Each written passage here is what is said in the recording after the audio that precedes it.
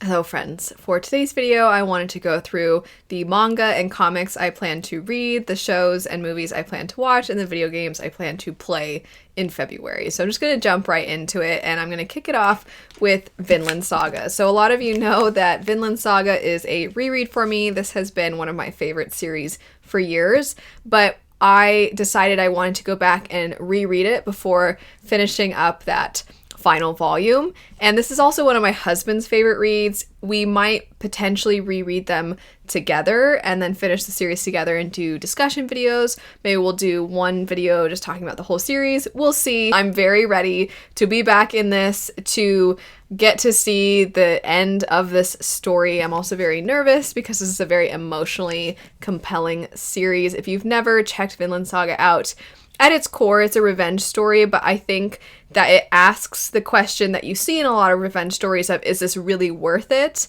It asks that in a way that has so much depth, even more so than I would say from pretty much every other revenge story that I've ever encountered. And our main character, Thorfinn, is one that when you first meet him, it's clear there's more to him and his revenge quest than what you see initially. And it pretty quickly becomes quite devastating. I really enjoy the series. I think there's so much to it with the richness of its historical setting, and I just think it's absolutely fantastic. So I'm really excited to be back. I have already started my reread, but I'm not that far in. I didn't do one of these videos for the month of January, so it'll be kind of, I'll just have a January probably wrap up at some point, and then I'm kind of basing what I'm going to pick up in February off of what I'm already starting to read in January. So this one I have picked up, and I'm also trying to set goals for myself of how many volumes of each thing I want to pick up, just so that I can be a little bit more diligent and prepared. So for Vinland Saga, my plan is to pick up 3 to 6 volumes, and I believe these bind-ups have 2 volumes in one. So obviously if I read 6 volumes, then I'll have picked up 3 of these. And that seems like a pretty good amount if I want to get through the series in a pretty reasonable amount of time. I really don't want to dilly-dally with it. So 3 to 6 volumes of Vinland Saga is the plan.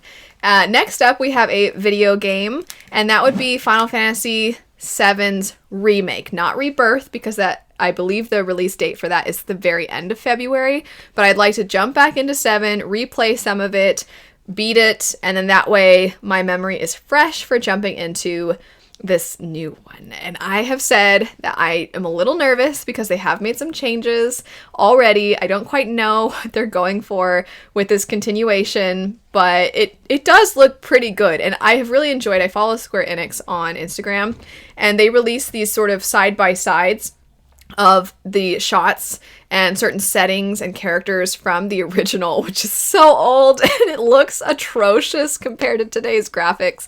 But regardless, they show these really old shots and then the new version of it, and it just looks incredible. So if they really can capture the story that a lot of us fell in love with today's modern technology, that would be fantastic. That's really all I want. I don't need them to change anything. I just want that. I want that now. I personally really want them to someday remake 6, because 6 is the one that I have seen so many people say it's the best, it's fantastic, the story is so good, but I never played it. So 7, I actually played after 10, but it was at a time where it was like still not the biggest ask to have people go back and play these really old games with these specific graphics, because we had barely just started getting into these extraordinarily beautiful games. Now it's just like, it feels like such a big ask. So anyway, sorry, Luna's around. She's shaking if you can. There she is. Anyway. So if you see me looking over, if I seem distracted, it's because she's around. She just grumbled really loudly.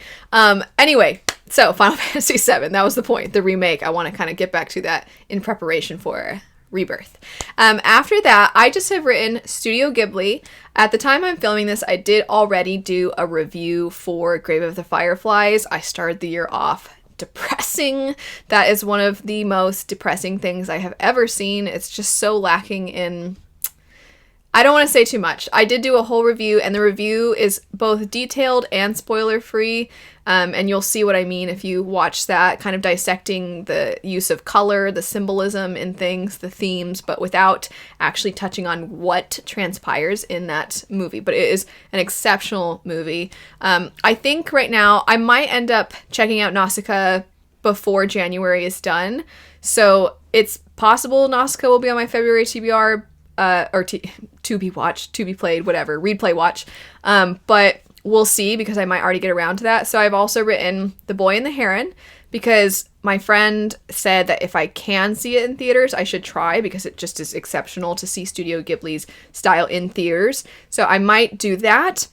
And then also Kiki's Delivery Service, just because, I don't know, I want to see something kind of a little lighter after some of the heavier ones.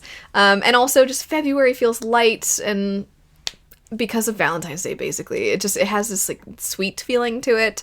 And Kiki's Delivery Service, I watched years and years and years ago as a kid, and I do want to see it again, and I think it could be a nice coupling with some of the other ones.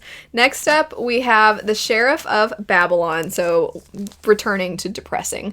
This is a comic there's not that much to it, but I've heard it's so incredibly hard-hitting. It's one of my husband's favorites, it's one of my friend's favorites, and I meant to pick it up last year, and it's a carryover from last year because I just didn't get around to it, and so I'd like to, especially because these people I care about in my life love it so much that I want to prioritize it, because I actually do really enjoy, I'm sure a lot of you do too, checking out some of your friends' favorites, your significant other's favorites, just in general, checking out things that they love, because then you can discuss with them and connect with them and maybe politely disagree with them. I have a feeling I'm going to love this one though, so I don't think that's really going to be the case, and hopefully we can do a discussion, because I've heard really amazing things about that.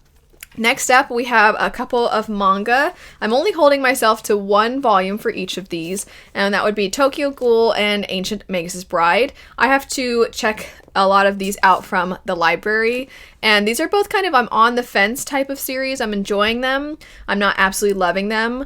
So that's why I'm only holding myself to a single volume for now, and if I want to read more, I can pick up more. But when I say on the fence, I mean, I don't know if they're ones that I want to set aside time and plan to read the whole series or anything like that. They're just going to be things I dip my toes in here and there. And if at some point I'm really gripped, then I'll kind of make the plunge and really go for it. And if I don't, then they're going to continue to be things I pick up here and there, or that I eventually potentially DNF. But for now, I like them both enough to want to keep going. If you didn't see, I initially, when I did a try volume and I read both of these, single volume to see my initial thoughts, this one I was like, yeah, I'm all on board for now. As far as picking up the second volume, we'll see. In Tokyo Ghoul, I was like, I don't know, I'll pick up the next volume, but and then the second volume of this, I was like, all right, here we go. I'm liking this a lot. And the second volume of this, I'm like, can we do a little more? So I am enjoying both. It doesn't sound like it based off what I just said and the noises I just made, but I'm enjoying both. I just don't know if I'm ever going to really love them, but we'll see. That's why I want to keep going. Next up, we have Haikyuu. So if you don't know, my husband plays volleyball. He actually plays all the time. Last year, he had a pretty bad ankle injury as a result of playing volleyball. I play here and there, but I'm not on the same level as Sean. But he loves volleyball, and this is kind of like all the rage with a lot of the people he plays volleyball with. And sports manga is not necessarily the thing I gravitate toward, but it seems like a fun one to check out. I think volleyball in Japan, there's like a stat that shows how much it's increased recently, and it kind of seems like a big proponent of that might be this manga, which is really cool if that's the case. So as somebody who enjoys volleyball and as somebody who knows a fair amount about it because of my husband, I think that will make this a really fun experience. And I've just heard really great things. So, and Sean, I think, is going to check out more of that. He actually already read the first volume. So it'll be fun to see if maybe it's something we can read together. After that, continuing with Golden Kamui. I didn't specify, but Haikyuu I'd like to read 3 to 5 volumes, because I really do want to do more than just a single volume, especially with it being a sports manga. I feel like there might be an entire volume dedicated to like a match or something, so I might want to give it a little more time to see if there's not just the sports elements, but then maybe character development stuff that coincides. Anyway, getting to Golden Kamuy, which I loved from last year, but it takes me, as I have said, on repeat a lot longer to get through this. Golden Kamuy is one where I'm going to say 2 to 3. I don't want to plan on reading too much of it just because it is a little bit more demanding. And I want to always continue to come to this one knowing I can take my time with it, really enjoy it. However, I also want to ensure that I am continuing on with it pretty regularly so that I can stay up to date as to what's going on, because there is so much. And if you read Golden Kamuy, I'm sure you know what I'm talking about. There's just a lot to that series. And then as far as some things to watch besides just Studio Ghibli, I am thinking about starting Avatar in February. And then if I complete it when the live action comes out, maybe watching, I mean, the new one on Netflix that looks decent, but at the same time I'm like, do we need this? Just because I'm like, people already love the original. Why? Anyway, so I would like to potentially start, at the very least, Avatar. If I can get through it all, that would be awesome. If I can't, oh well, no big deal. But I want to start. I also really need to watch Vox Machina, because I have told my friend for so long that I will watch that show, and I've heard it's really fun. So if I need something else fun besides Kiki's Delivery Service to kind of bump me out of the depressing that is some of the other Studio Ghibli stuff, pretty much, then maybe I'll finally check out Vox Machina also.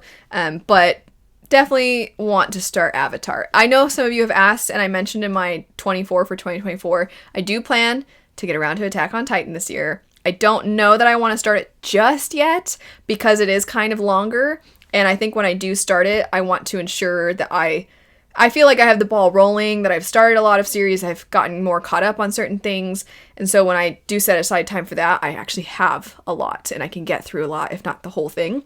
So we'll see when that's going to be. I feel like it's a good summer show because of all, I've heard it's fantastic action. But anyway, that's it for the things that I'm hoping to get around to. For myself, as far as the manga goes, I made kind of a low end and high end, so all of the amounts that I mentioned added up. The low end would be 10 volumes this month, plus 11, well, I don't know if it's a single volume, but plus Sheriff of Babylon would bump it up a little bit. So around 10 volumes, and then the high end would be around 16 volumes. And by breaking it up that way, then I can see by week how much. If it's the low end, then, like 2 to 3 volumes a week, that's not so bad. If it's the high end, it's roughly 4 volumes a week. It's a little bit more considering my main channel. I have a ton of books that I'm reading every month. So I think it's realistic though, and I think I can do this. And we'll see if this proves successful in helping me stay really diligent about picking up manga. But anyway, thanks so much for watching. If you have any thoughts on any of the things I mentioned, let me know. Are you going to be checking out Final Fantasy VII Rebirth? I hope you have a great rest of your day though, and I'll see you later. Bye.